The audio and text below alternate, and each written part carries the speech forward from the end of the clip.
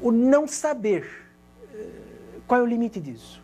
Nós, na nossa sociedade antiga, nós tínhamos a religião, a escola e a família, como forma de modular tudo isso. Nós tínhamos os homens, aparentemente heterossexuais, casando-se com mulheres, mas nunca foi dado a eles a oportunidade de que eles pudessem falar do seu sofrimento interno, a dificuldade de lidar com a própria sexualidade. E muito menos às mulheres foi dada a chance de que elas pudessem falar sobre sua sexualidade. Elas tinham que ser mulheres e eles tinham que ser homens. Rompemos isso. A sociedade contemporânea tem a necessidade hoje de se livrar desse sofrimento, de fazer esse sofrimento vir à tona, vir para as ruas, vir para os becos, vir para os bares. Hoje, a ausência dessa palavra que sentencia o indivíduo a viver de determinada forma faz com que ele reinvente, renomeie a sua maneira de ser. Então eu vou falar agora sobre o nosso tema, a identidade sexual. Briga-se muito, fala-se muito sobre o que faz com que exista uma identidade sexual. Nós sabemos hoje, o século XX termina, nos seus últimos 14 anos, com a maior descoberta que o homem fez. O homem descobriu o homem. O homem descobriu o homem.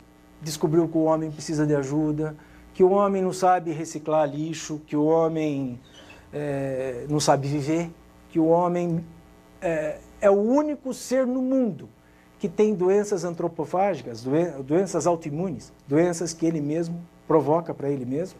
E o século XX descobre que o nosso cérebro não é uma víscera, é uma glândula que produz tantos hormônios que nós não conseguimos ainda catalogar nem talvez 1/10 deles.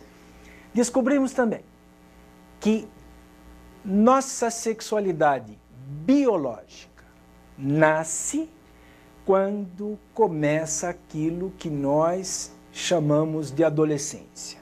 Entre os 9 e os 12, entre os 9 e os 13 anos, nosso cérebro dá algum sinal e alguns hormônios sexuais começam a aparecer. No homem, a testosterona. Tem testosterona, vai ter ereção do pênis, vai ter uma postura de macho, mas não é a testosterona que consagra a sua sexualidade. Não é a testosterona que vai determinar que ele é homem. Como não são os estrógenos que determinam que aquela fêmea seja uma mulher. A sexualidade, ela é anterior ao hormônio. Anterior ao hormônio. A sexualidade vem de uma mistura do ser dito como menino, ser dita como menina, dentro de casa, dentro da sociedade, dentro da vida. A formação da identidade sexual é anterior à nossa convivência com os nossos hormônios. Ela começa por volta dos 4 anos e meio de idade e termina quando começa a adolescência. A formação da identidade sexual é dada culturalmente por um movimento estritamente afetivo. Estritamente afetivo. Então, gente, vejam bem. Quantos sexos nós temos hoje? Quantos vocês quiserem. Quantos vocês quiserem. Nós temos homem, mulher, bissexuais, homossexuais, trissexuais, bestiais, que são aqueles que também transam com animais. Nós temos as dykes lights, as dykes heavies, os mikes. Mikes são meninos que dão selinho uns nos outros. Dyke é a lésbica. Dyke heavy é a lésbica que se entrega, vai ter uma namorada, vai ter uma vida sexual. E a Dyke Light é que só beija, mas tem namorado e tem... Essa é a loucura da sociedade contemporânea. O desenvolvimento humano se faz por fases. Essas fases são biopsiquicamente determinadas. Fase oral, o bebê. A fase anal é a fase onde nasce o nosso narcisismo, né? É a fase onde a criança gosta de dizer não. Vamos tomar banho? Não. É a fase do narcísico.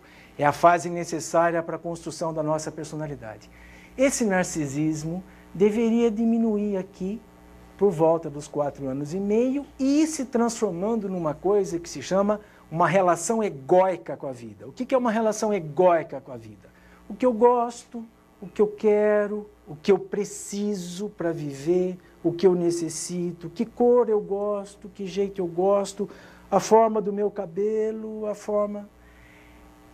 A sociedade contemporânea é marcada exatamente pela falência desse ego, desse eu que quer, desse eu que... Mãe, diz a menina, não importa se ela é dyke, se ela é fêmea, se ela é... não importa o que ela seja. Mãe, eu preciso ir na boate hoje. Mas por que, filha, você precisa? Você já foi ontem, mas por que você precisa? Porque todo mundo vai, mãe. E amanhã, se eu não for, eu não vou ter como conversar com eles. Por quê?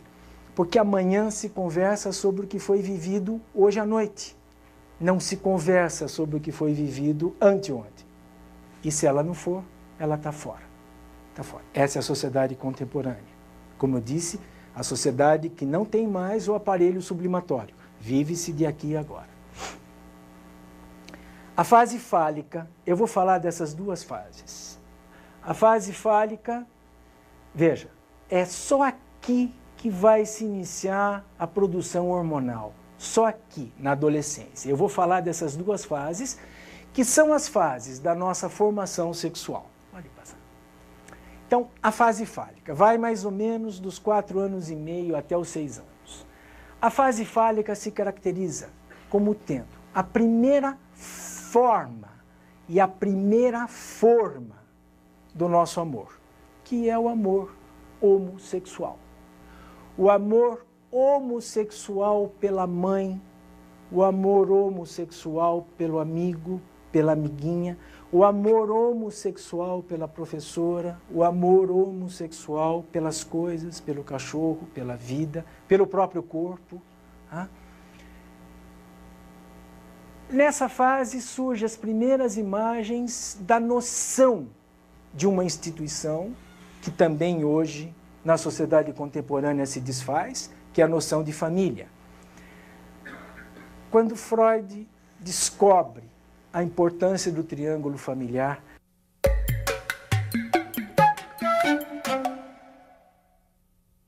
ele descobre uma coisa chamada de sentimento edipiano, o Édipo. O que é o Édipo? Édipo significa exclusão. Exclusão é o quê? Eu não posso fazer aliança com a minha mãe, eu não posso fazer aliança com meu pai. A única aliança que existe no triângulo familiar é entre o pai e a mãe. O filho não pode fazer aliança, senão ele adoece, ele fica doente, ele perde a sua identidade. Então, o que é Édipo? Édipo é a exclusão. O que o filho precisa saber? Que ele pertence aos pais, mas que ele não pode fazer aliança com eles. Ele vai ter que sair desse triângulo e constituir seus desejos, suas escolhas, sua sexualidade, sua individualidade, sua personalidade e tudo mais. Quando a criança não sai, não se exclui, não sai da relação edipiana, ela adoece. Adoece como? Ela fica psicótica, ela perde a chance de se estruturar sexualmente e tudo mais aí que não interessa discutir agora. É por volta dos 4 anos e meio aos 6 anos, nessa fase que se chama fase fálica, fálica de falos, de poder, que aparece então de uma maneira bem nítida o sentimento edipiano, a saída do sentimento edipiano. A percepção e o uso da sexualidade, isso é coisa de homem, isso é coisa de mulher. Durante a fase fálica se inicia a angústia básica de todo humano, a angústia do crescimento. A angústia do crescimento foi relatada recentemente numa obra importante de outro filósofo francês, que se chama O Absurdo e a Graça.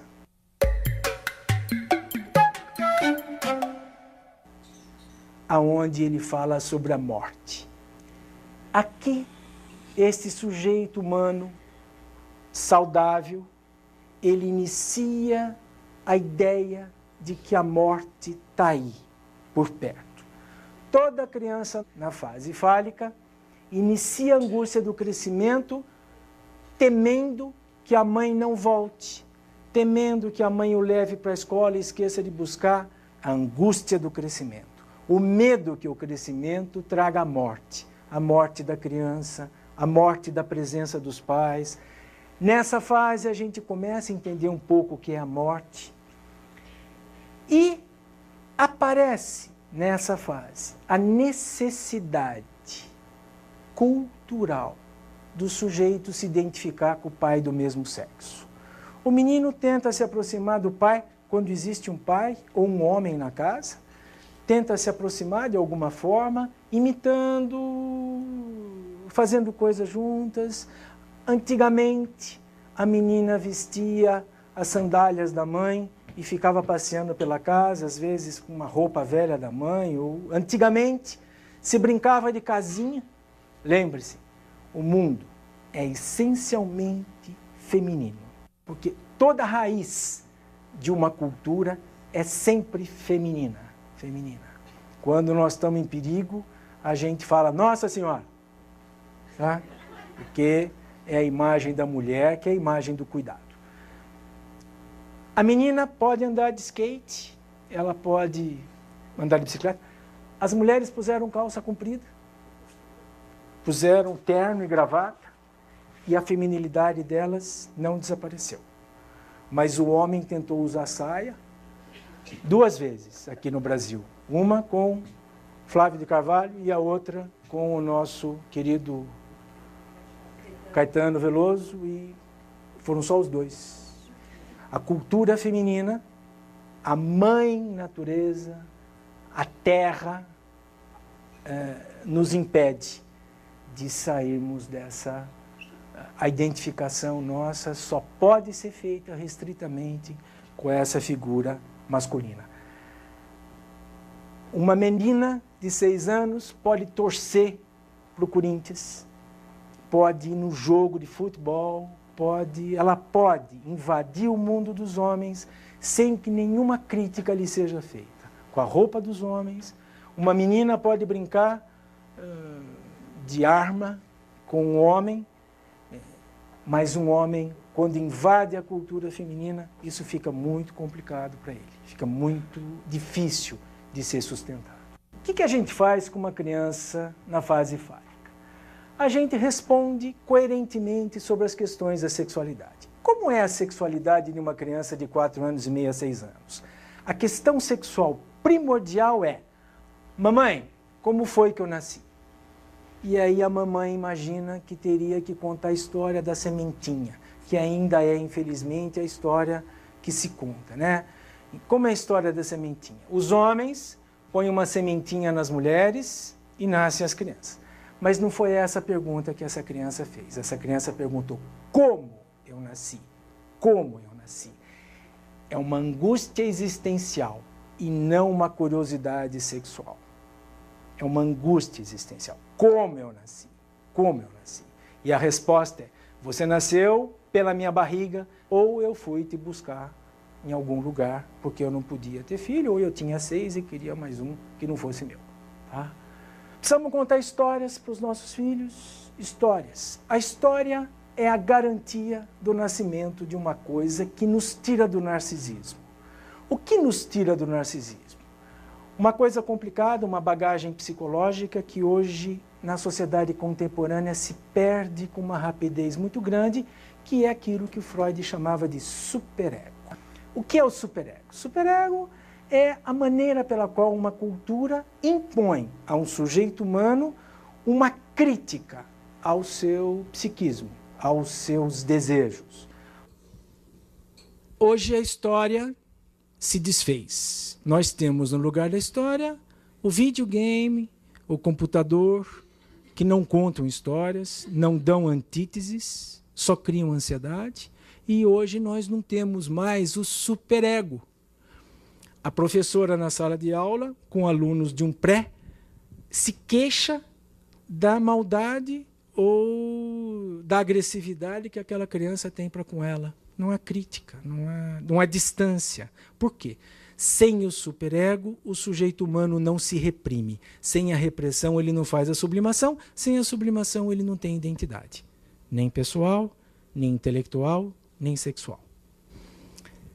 Terminando essa fase, nós temos dos 6 aos 11 anos, o amor homossexual se torna a única forma de convivência de uma criança com seus pares. Onde nós vemos isso? Em casa, na escola, aqueles meninos ficando com meninos, menino com menino, menina com menina. Os meninos fazem um esforço grande para não gostar das meninas. Felipe, você não tem namoradinha? Lá, tá, argue, tá louco. Mas não tem menina bonita nessa escola? Não, só feia, só feia. Esse é o menino que está vivendo na base do amor homossexual, que é a primeira forma de amor humano. A primeira forma de amor humano. O amor pelo igual, o amor especular, o amor do espelho, o amor pelo parecido. Dos 6 aos 11 anos, esse amor homossexual precisa ganhar, de alguma forma, para haver a mudança cultural não biológica. Uma identificação simbólica com o pai do mesmo sexo. Então, o que deveria acontecer? O que acontecia antes? O que era predito? A filha, a mulher, ficava com sua mãe e vestia o sapato dela, às vezes cozinhava com ela.